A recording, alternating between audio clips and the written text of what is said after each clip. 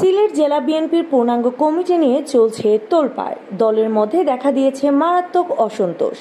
কেন্দ্রীয় নেতাদের উপস্থিতিতে ক্ষোভ ঝেড়েছেন দলের কয়েকজন নেতা। কমিটির প্রতিবাদ করতে গিয়ে এক যুগ্ম সাধারণ সম্পাদককে শোকজ করা হয়েছে।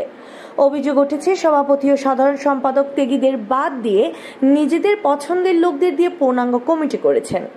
জেলা শাখার দীর্ঘদিনের পরীক্ষিতদের বাদ দিয়ে ইউনিয়ন পর্যায়ের নেতাদের স্থান দেওয়া হয়েছে কমিটিতে। চলমান আন্দোলনকে গুরুত্ব না দিয়ে আগামী জাতীয় সংসদ নির্বাচনকে টার্গেট করে সভাপতি ও সাধারণ সম্পাদক নিজেদের নির্বাচনী এলাকার লোকজনদেরকে নিয়ে কমিটি পূর্ণাঙ্গ করেছেন বলে অভিযোগ উঠেছে।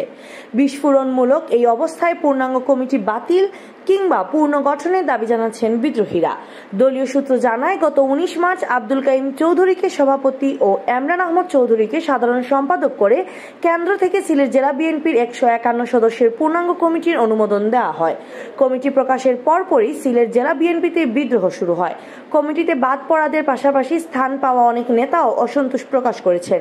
অভিযোগ ওঠে, কমিটিতে সভাপতি আব্দুল কাইম চৌধুরী তার নির্বাচনী এলাকা সিলেট 3 আসন, দক্ষিণ সুরমা, ফেঞ্চুগঞ্জ, বালাগঞ্জ ও সাধারণ সম্পাদক এমরান আহমদ চৌধুরী সিলেট 6 আসন, ভক্ত, গোলাপগঞ্জ ও বিয়ানীবাজারের নেতাদের বেশি গুরুত্ব দিয়েছেন। 151 জনের কমিটির মধ্যে এর সভাপতি ও সাধারণ সম্পাদককে নির্বাচনী আসনের 87 জন নেতা স্থান পেয়েছেন বলেও অভিযোগ উঠেছে।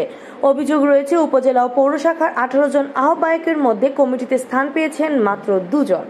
বাকি 16 জনকে রাখা হয়নি কমিটিতে। এমনকি যেসব উপজেলা পরিষদ ও ইউপি চেয়ারম্যান দলীয় সিদ্ধান্ত মেনে নির্বাচনী করেননি তাদেরকেও স্থান দেওয়া হয়নি কমিটিতে। এই অবস্থায় গত 21 মার্চ দলীয় এক সভায় অংশ নিতে সিলেট আসেন দলের স্থায়ী কমিটির সদস্য আমির খসরু মাহমুদ চৌধুরী।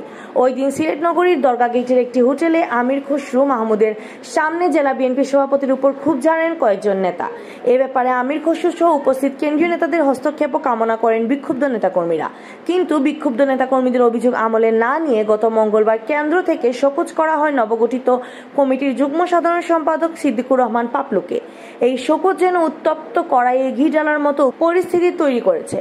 পূর্ণাঙ্গ কমিটি নিয়ে এখন নেতাকর্মীদের প্রকাশের ক্ষোভ ঝাড়ছেন সামাজিক যোগাযোগ মাধ্যম ফেসবুকে।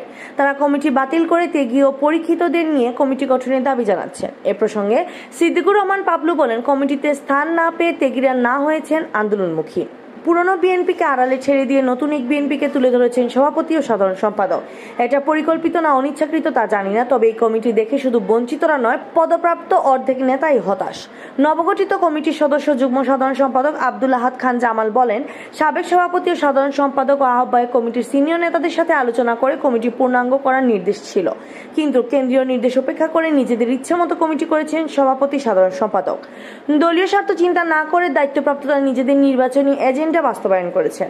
নবগঠিত কমিটির সহসভাপতি মাহবুবুর রব চৌধুরী ফয়সল বলেন, পূর্ণাঙ্গ কমিটি ঘোষণার পর সিলেট জেলা বিএনপিতে মারাত্মক ক্ষোভ দেখা দিয়েছে। যেখানে আন্দোলনমুখী কমিটি হওয়ার কথা ছিল সেখানে পুরো কমিটি হয়ে গেছে 2টি আসন ভিত্তিক। বিতর্কিত কর্মকাণ্ডের কারণে যারা উপজেলা কমিটিতে সভাপতি হতে পারেননি তাদেরকে জেলা কমিটিতে গুরুত্বপূর্ণ পদ দেওয়া হয়েছে। স্বেচ্ছাচারিতার মাধ্যমে এভাবে কমিটি করে কৌশলে সিলেটে বিএনপির মেরুদণ্ড ভেঙে দেওয়ার ষড়যন্ত্র করা হয়েছে।